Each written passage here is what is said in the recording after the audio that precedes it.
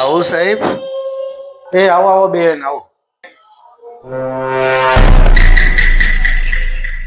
બોલો બેન, શું થાય છે તમને?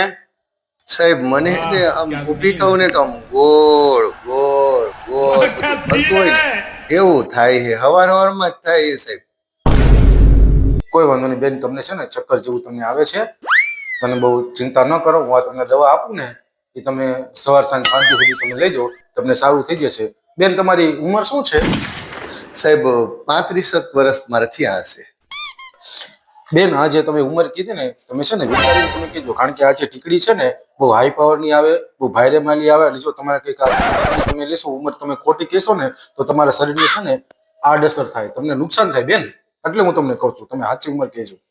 સાહેબ એવું છે, ઉંમર હોય એ રીતે દવા દેવાની હોય તો સાહેબ છે ને 40 કરી નાખો સાહેબ. 40 હશે સાહેબ, 40 હશે હો સાહેબ. બેન, હજી તમે વિચારી દીધું, આ દવા છે ને બહુ ભાઈરે માલી છે. જો આ દવા તમે જો તમે ખોટી ઉંમર તમે કહેશો ને તો તમને કિડની, લીવર, આંખોને નુકસાન કરે અને તમારા વાળ ખરી જવાની શક્યતા છે. તો એવું છે સાહેબ, આ ઉંમર પ્રમાણે નુકસાન કરે હે ને, તો સાહેબ છે ને લીવર બગડે તોય ભલે, કિડની બગડે તોય ભલે, વાળ ખરી જાય તોય ભલે, આંખોને નુકસાન થાય તોય ભલે, અને મારી લાશ બહાર જાય ને તોય 45 થી વધારે નથી.